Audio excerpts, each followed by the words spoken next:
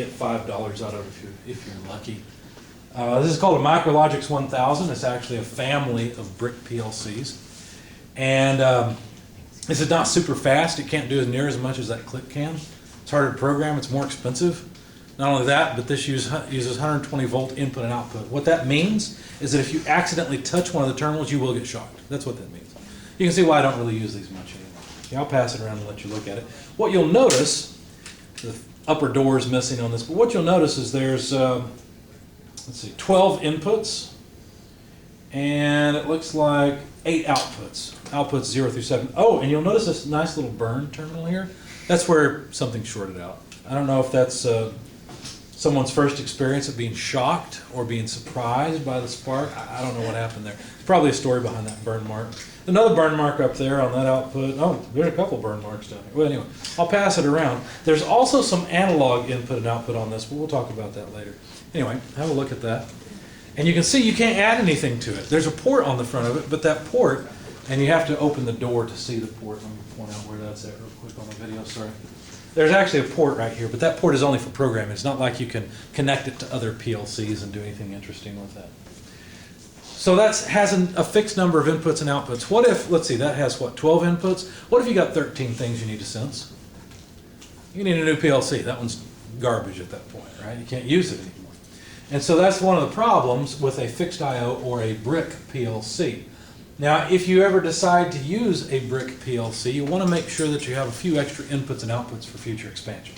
Okay, do yourself a favor and do that. In fact, whenever you are designing a machine, you think, okay, I need 8 input, let's say 20 inputs and 5 outputs. Do yourself a favor and get a PLC with 30 inputs.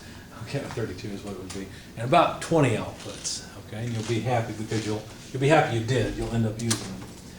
Modular I/O is a little bit different. The idea behind modular I/O is that you can put more input or output modules into the PLC. And what's nice about this, there are a couple of nice things here. It means that you can get a PLC that basically has what's called a back plane. There's a power supply here, and then there's a CPU module. That's what this would be, is a power supply CPU. And then there's all these modules, and you can just leave some space. You don't have to populate this from the very beginning. You can leave yourself a couple of spaces, and that way, if you ever decide to add to the PLC, you just go buy a new card, and away you go. If you guys look back there at the corner of the room, you'll notice we've got what's called some PLC 5s. They're Allen Bradley PLCs, and you'll notice that these are backplane PLCs, and there are some open slots in most, if not all of them. The left side is where the brain or the PLC itself sits, and then the modules are to the right there.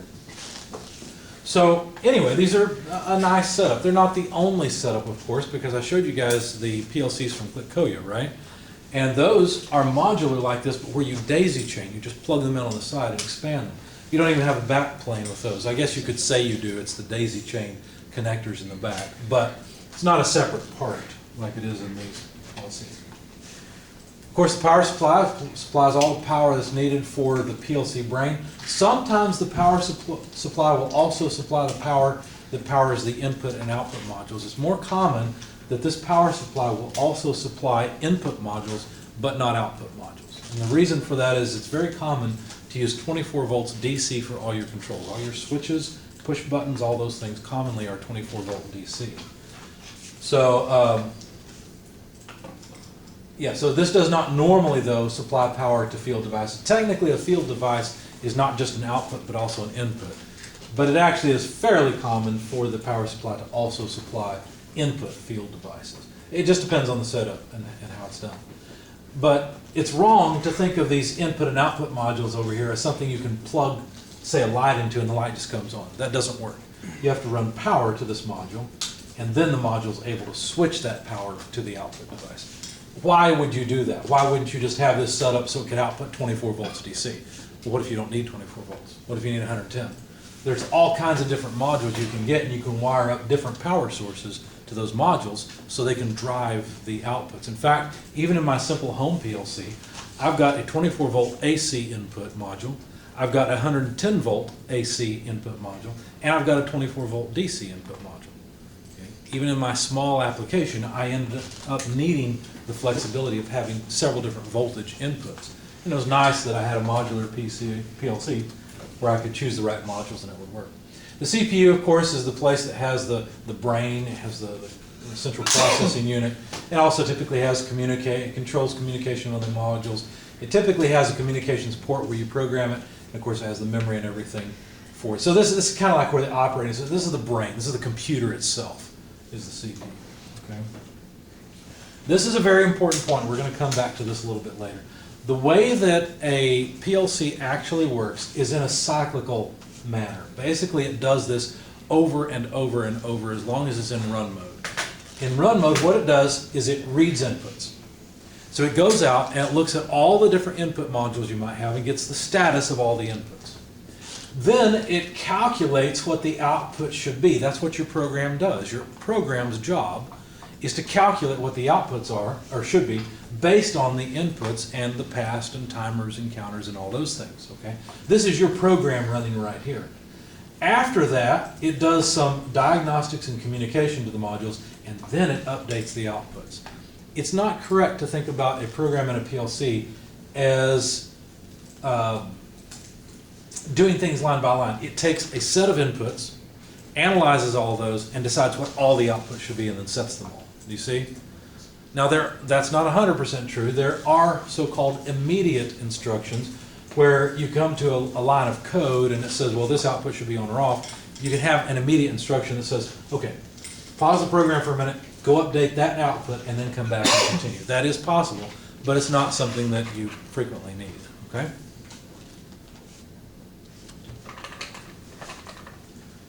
All right, so the I/O part of the PLC is just basically the input and output modules where field devices are connected. So here we've got a bunch of input devices connected to an input module. You'll notice something really interesting about this. This is typical of an input module. There are 16 inputs, 0 through 15. You can have input modules that have 4 input points. They're not common, but they are available. 8 input points, 16, 32, 64. They usually go in increments of 2. The reason for that is because of the way that PLCs work. They are basically computers with on-off switches.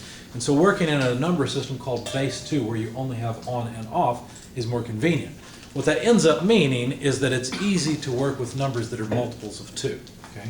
We'll talk about this a lot more later as well, but that's why you'll frequently see, you won't frequently see an input module with 10 inputs. Why? Right? It's because base 2 numbers are more convenient. So 2, 4, 8, 16, 32, 64, and so on are what's common. Now you'll notice there's DC common, DC common. What the heck is this? Oh, and look, here's this field device power supply. What is this? Again, the output module itself has no power. All it does is connect things together, okay? So what it's doing, you'll notice the DC common is wired up to a negative terminal on the power supply. And then all of these switches, which are buttons and things that the user might use or that the machine might activate, they're all just, their job is to supply the positive terminal to the input point. And what that does, see, is when you supply negative and 24 here, right? So the common here, and you put this terminal at 24 volts above this, that means that input is on. You see? You can't just connect a switch. You don't just connect these 2 points together and that means the input is on. That won't work. Instead, you have to supply 24 volts across these points and then it's on. And oh, by the way, this doesn't have 24 volts to give. You got to get it somewhere else. You see? And so that's why I say you always have a power supply connected to your input and output modules because it basically has to give power to this thing. Does that make sense? Okay, the outputs work in a similar way, and we'll see that in just a moment. In fact, here we are. So here's an output module, and this output module needs to power devices that require 240 volts AC. Trust me, your little PLC operating on 24 volts DC is not going to magically output a 240 volt AC high power signal. That's not going to happen, right? There's just not that much power in the power supply. Plus, 24 volts, you could make a circuit that would turn it into 240 volts AC, but why? Instead, what this output module does is it simply makes contact between things. So if you look at it, one of the legs of the 240 volt AC supply is connected to this VAC, this common terminal. And what happens is the other leg is connected to all of the field devices. And when the program in the PLC says, oh, this guy should be on, what it does is it just touches these 2 points. It holds them together. It's a switch again. Okay? And then power can flow through that device and turn it on. So without this, we couldn't make any of these come on because this has no power output, right? It kind of has to get power from somewhere to give it and turn on these devices. Okay? Now you'll notice we've got an AC common here. Before we had a DC common, and only one of the legs of the power supply was actually connected to the input module. Here you'll notice we've got both legs connected to the input module. There's a reason for that, and I'll explain what that is a little bit later. It's because this has triac outputs, but we'll talk about that later. Okay. Programming devices. The most common programming device is a computer. We're going to use computers to program our PLCs, but there are also handheld programming devices. They're not as common as they used to be. It's much more common today even to just take a laptop out to the machine and program it with a laptop because you can see so much more and so much easier to troubleshoot. But if all you need to do is look at the status of one input or one output or one memory address, you can use a handheld device to do it. You can make a whole program with a handheld device, but you can also could also choose to, I don't know, go swimming with sharks if you wanted to. So why would you? Okay. Actually, sharks aren't all that dangerous. I should have come up with a more apt analogy, but I couldn't think of anything that wouldn't just sound horrible. So, all right. So PCs are the most common, and the really nice thing about using a PC to program is that you can watch the program operate. You can kind of see what the thing's thinking. You guys have programmed before. Have you ever had to write a program where you were writing the program, it just wasn't working the way you expected, and you said, you know what, I'm just going to have it print out the value of this variable to the screen every time it gets to this point in the program. That way I can tell whether or not that variable is really coming up with a number that I think it should. And you look at that variable on the screen and you say, oh, it's not giving me the number I should. So of course the program's not working. Now I got to figure out why it's not. Well, I call that looking at what the computer's thinking, right? Okay, that's what you're doing here. You can see what the PLC is thinking. What is it doing? What's on? What's off? What logic is it doing? In other words, I can see whether or not this timer is finished running or not, which is really handy. I can't see that by just looking at the PLC. I have to be able to look in the memory, and that's what a computer will allow you to do. The program is just a bunch of instructions, really. It's a lot like a regular program in that each rung is a line of code.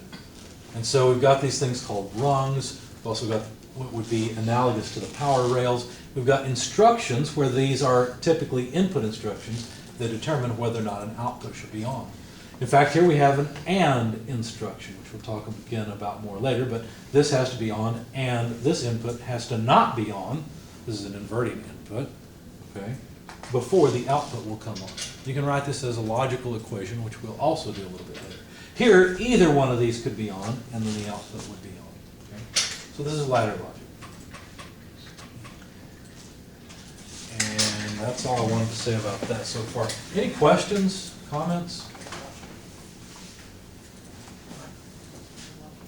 Let's see, I have another presentation before we go into the lab, but I know how boring it is to listen to this. Let me say one more thing and then I'll go ahead and give you your break. The next thing we're going to do in the very next lab, we're going to get our PLCs and we're going to set it up so that we've got a seal-in circuit just like we had when we wired them up. Okay? But this time, the logic of everything in the seal-in is going to be inside of the PLC rather than in a relay. So again, you'll wire up the input button, the start button, to an input on the PLC. You wire up the stop button to an input on the PLC. And then you wire up the relay to an output from the PLC. When you do that, then you'll write a program, and don't worry, I'll help you with all of this. You'll write a program where when you press the start button, the relay turns on.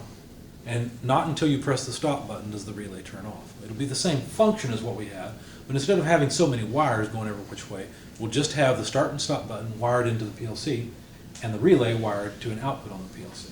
Okay? So you'll see how to do that. Another thing, we need to talk about syncing and sourcing, which is boring, and you probably won't see much of a point in it, but at this time, it's probably a good opportunity to take a break, because I know how hard it is to listen to this when it really doesn't seem to have a lot of application. Okay? So take 5, we will come back.